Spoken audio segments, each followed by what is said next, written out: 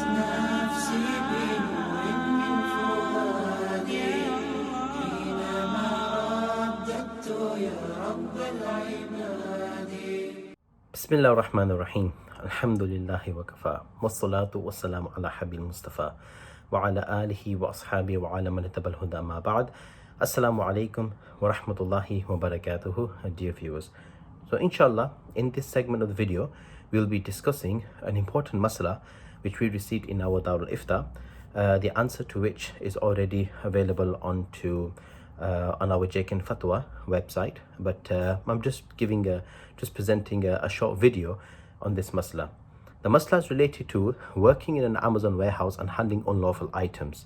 This also includes regarding those people who work as Amazon delivery drivers, or for example those people who work for Hermes, for example. Many a times that when you're dealing with packaging, when you're handling with items, many of them may contain unlawful items. So for example alcohol, for example, or many other substances, for example, that may include those things which are not lawful for Muslims to handle. So the question is now, is it permissible for a person to work in such warehouses or to deliver such items that where it involves delivering unlawful packaging items? Now, just to be clear here though, there's a couple of things I just wanted to highlight here. That number one is that a lot of the times that when many people, when they work in these kind of warehouses or they do these kind of jobs, it's not something that only entails dealing with haram items, but they also deal with lawful items. Okay, so when it comes to dealing with lawful items as well as unlawful items, then you cannot suggest that just by dealing with unlawful items then the entire income is rendered haram. Okay, it doesn't work like that in finance. Many people sometimes they give the wrong analogy by saying that if you have, for example, a glass of water and it's a pure clean water and then there's just one drop of urine, one drop of blood, for example, that infiltrates and mixes into the water, then it renders the entire water haram. Many people, and I've personally heard this myself when I'm discussing with other people, that they use this kind of analogy. The reality is that this analogy is not correct at all, because when it comes to dealing with finance, it's completely different to the laws of purity. Okay, so I thought I'd just make that very clear. That's the first thing. The second point to mention is that, you know, in Islamic finance, in the laws of Islamic finance, that it's not just the issue, it's not just a matter of what you handle, it's the service that you're providing. Okay, as long as the service itself is halal, as long as the service itself is permissible, then the ruling will be based on that, especially in these particular kind of instances. Yes, there are instances that where the item is taken into consideration. So that's, for example, if you're buying and selling an item, like for example, it's not permissible for a Muslim to buy and sell unlawful items. It's not permissible for a Muslim to sell alcohol, for example. Obviously now, when you're selling an alcohol, whatever you get in return in exchange, the money, then that will be considered unlawful, right?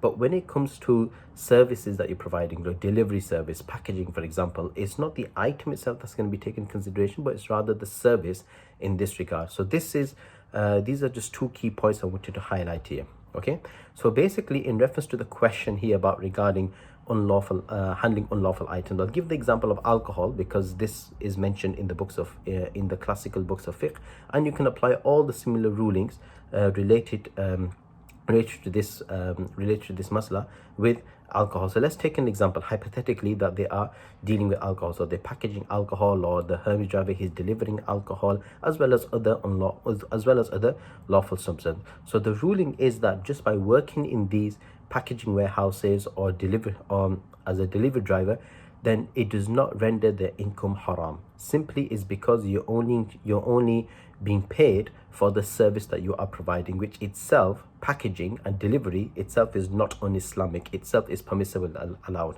So the income is based on, in this case, the service that you're providing, so therefore it does not render the entire income haram in of itself.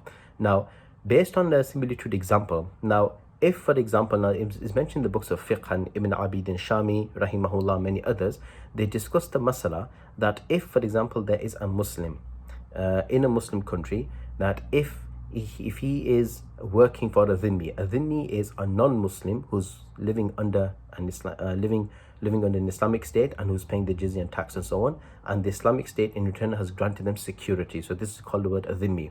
The books of fiqh mention that if, for example, let's say there's a dhimmi, non-Muslim, right, and he hires a Muslim so to carry his alcohol trays for himself, for example, right? He's hiring a Muslim to transport his alcohol goods to his own home, for example. So what's the ruling regarding that person's income? Is it permissible or not? Now, Imam Abu Hanifa's two students, the Imam Abu Yusuf and Imam Muhammad, they maintain the view that this income is not permissible. Why? Is because there's an explicit hadith where the Prophet ﷺ cursed the one who drinks the alcohol, the one who serves the alcohol, and the one who carries the alcohol. It's a long hadith, but this is what the hadith mentions, that hamiluha, in hamiluhu, in other words, the one who's carrying the alcohol. So based on the literal meaning of the hadith, that for him to carry alcohol, even for a non-Muslim dhimmi, even if it's halal for them, it is not permissible because explicit hadith. Now, this is the literal understanding of hadith. Imam Abu Hanifa rahimahullah, he does not reject this hadith. He accepts this hadith. However, his interpretation is that you go behind the maqsad of the hadith. Why did the Prophet ﷺ forbid this in the first place?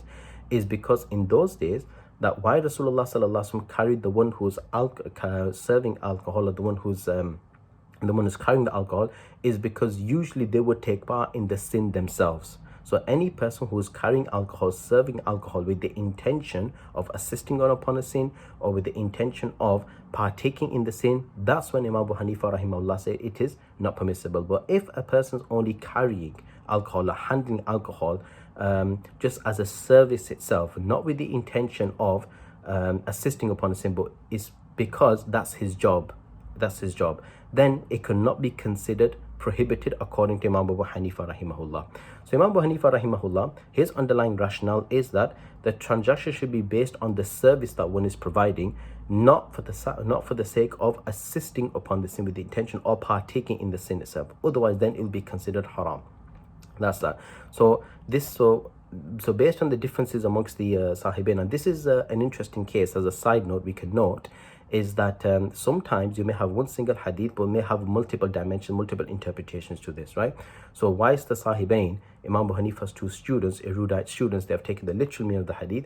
Imam Abu Hanifa has taken the fiqh behind the hadith, that look, that the hadith only forbids if a person wants to partake in the sin, or he has the intention of assisting the person in the sin itself. But if he's working, if that's just his job, then you cannot condemn this person on the basis of this hadith. So sometimes you can have differences in different interpretations within in a hadith, and this is something which is not uncommon amongst the traditional classical ulamas and scholars, which is why that we have so many variances, so many differences of opinions amongst the ulamas and scholars. But in any case, so according to Imam Abu Hanifa rahmatullahi alayhi, it is completely fine, it is permissible. So if a person is working in an Amazon warehouse where he's handling packages and unlawful packages and items as part of his job, as well as lawful packages, then there's no need for the person to forsake the job. There's no need for the person to look for another job. It is completely fine and it is permissible. The evidences and the Arabic text and so on, it's all available on our Jaikan Fatah website. You can refer to that.